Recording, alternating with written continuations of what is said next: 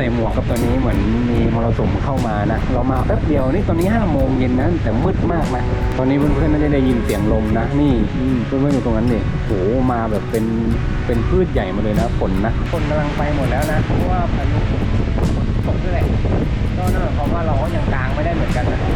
ก็ต้องรอ